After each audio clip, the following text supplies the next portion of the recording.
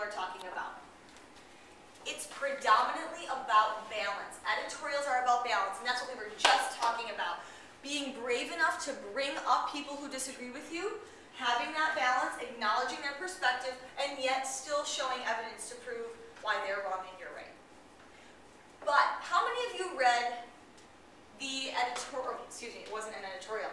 I had a student suggest an editorial to me that she thought would be an editorial, and it actually isn't one. It's called it's a genre called commentary, and it was on the cheerleaders. It was down towards the bottom. Did anybody in here read that? Okay. How was the language used in that commentary piece different than the language you were seeing in some of the other editorials? Did you read it any? Yeah, I did. What did you notice? It was really informal. It was informal? Good. It was very informal. Editorials, and that's going to go down there under word choice. Editorials are a more formal writing style. Maud, what did you notice about the language Well, I was used? going to say, they were really simple words, and they never really used a word longer than 5 words, 5 simple. Okay, so the vocabulary was pretty basic in that cheerleading basic, article? and it was they never had a complicated sentence. They were all anybody could read this. Good. So that's another important point, is that, and that's down here in word choice, editorials can be literary. You will see figurative language, similes, metaphors, those literary devices used in editorials. They're well-written pieces. Those of you who read that commentary piece on cheerleading, did you notice the name calling? That author was calling people names, mocking people who are cheerleaders and advocate for cheerleading being a sport.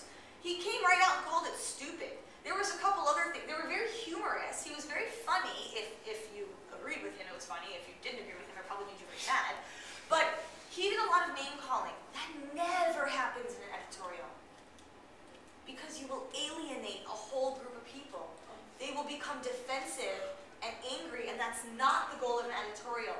Editorials are more formal writing. They are trying to convince the reader smoothly, subtly, gently bringing them along with evidence and showing them with well-written sentences and clearly expressed ideas why the writer is correct. They don't use cheap tactics like name calling to try to convince someone. Think about it this way. How many times has this ever happened in your life where somebody was trying to get you to change something about yourself, and the way they went about doing that was by mocking you, or name calling, or telling you that you're stupid for doing it that way? Why would you do it that way? That's just dumb. And they thought that would make you change. Did it make you want to change? No. No, I don't think so. So when someone is mocking you and telling you that you're dumb for doing something a certain way, it certainly doesn't make you go, you know what? You're actually right. I am going to change. Thank you. Thank you for pointing that out to me. No, it makes you put up a wall and resist change. So that's not the goal of an editorial. We want to change public opinion, to influence what people are doing. So we want to convince them, not make them put up a wall, okay? Organization, some aspects of the organization. You caught it. There's an intro. I didn't even put that down, so you're ahead of me. There's an intro, there's a body, and then there's a conclusion. I did talk about the conclusion, though, that powerfully summarizes that opinion and ends with a punch, that it presents an opposing view and then refutes it, like Wesley's group caught. A good editorial should be brief enough to hold your attention, okay? Take a quick look here at some of the issues in word choice and voice. Chloe, you brought up voice, right? Yeah. So voice is something we need to pay attention to. Couple quick things. We talked about editorials being more literary in their style, but they're not drowning in language. You need to be very clear. It's so important that you express your ideas clearly in an editorial. Not overloading it with sophisticated language that makes it difficult for you to understand what you're trying to say. A good editorial expresses an opinion. It does not force it down the throat of a reader. What do I mean by that? A good editorial expresses an opinion. It doesn't force it down your throat. It gives you a choice to like it. Julia? It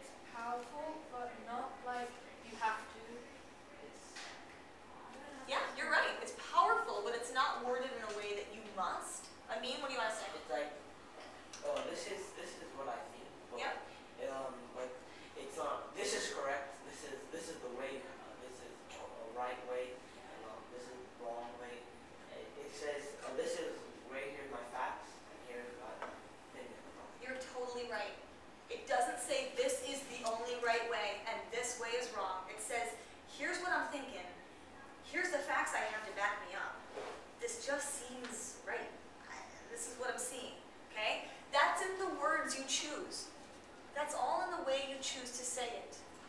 Okay? Voice, we talked about this needing to be subtle enough that it appeals to the good sense of the knowledgeable reader without forcing him. Subtle. It's entertaining. Did you find any of these editorials entertaining at times? Kind of funny or interesting or fun to read sometimes? Okay, yeah, see some hands kind of sheepishly going up.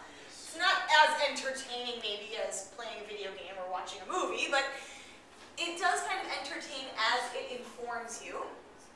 Conventions. I don't know if I saw anybody picking up on any conventions in the editorials. Just like we saw in short stories, they're still using italics, they're still using an M-dash. They don't do comma splices. That's something I'm going to be looking for in your writing. I'm going to be making sure you are not writing run-on sentences when you write your editorial. Comma splice? It's when you take two independent sentences and you put them together with a comma instead of a period in between. With no and. No and. Okay. Splice. Splice? Yeah, you ever splice two wires together? Oh, and they make the zap noise? Yeah. Oh, yeah. Well, If you don't know the word, look it up. well, Look it up. It's also Sounds so It weird. was never Splice. Splice. We don't want comma Splice. splices. Comma splices are wrong. They were never Splice. They called splice right one time. No. Comma splice is never right. It's never right. That's what I am going to be looking for you to not do in your writing. But it Okay. says. That's why I'm pointing it out to you. That's my mistake. I was starting to write this and I was starting to think of things that I'm going to be looking for in your writing. So let's quickly talk about your writing. In this unit, just like with the short story unit, we're going to start by reading editorials. We've already started that, but we're going to start some actual focus lessons on reading them. After we do that, we will transition to writing. You are all going to write an editorial, just like you all wrote a short story. You get to pick your topic.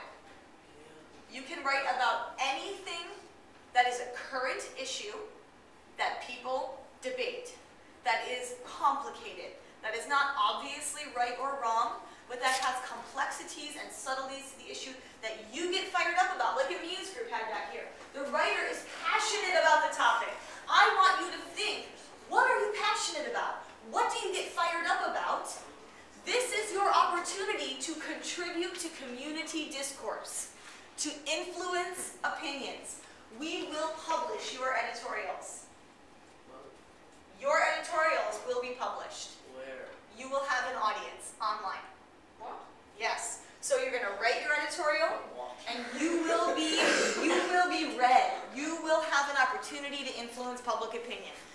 We will get you there, okay? We'll get you there step by step. We're going to start with reading them, looking at lots of examples of strong editorials, and then we'll move into the writing process.